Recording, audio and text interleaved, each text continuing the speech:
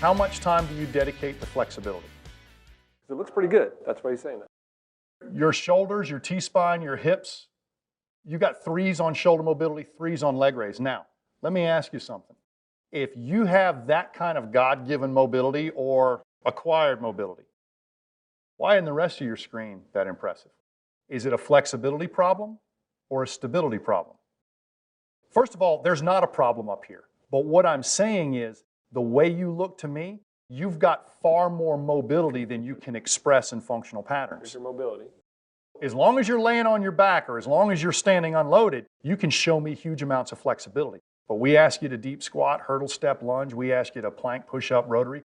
You sort of drop back a little bit. Getting ready for strong first, you've got to do some lifts.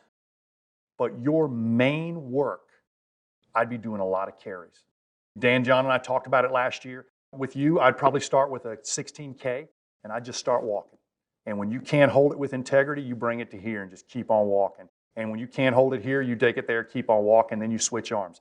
12 minutes from now, you can sit your kettlebell down. But what that's going to do is train your stabilizers to keep your back, your pelvis, your shoulders, everything connected while you're doing a snatch test, while you're doing a deadlift, while you're doing a Turkish get-up. So right now, you don't have enough energy to do all your lifts and all these supplements. You can go right into a lot of carries and get a lot more of that stabilization.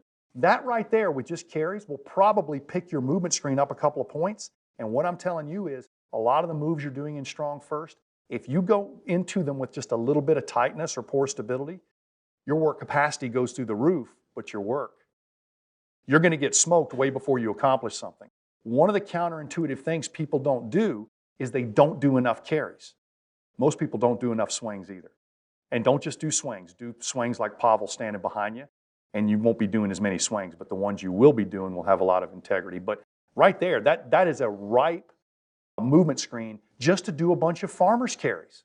Static and dynamic holds are where you pick up stability. You don't have to micromanage the rotator cuff and micromanage the core and everything. It all gets hit in carries.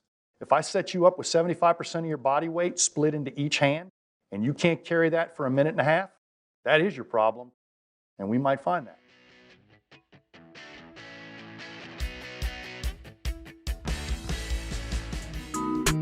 お前はもう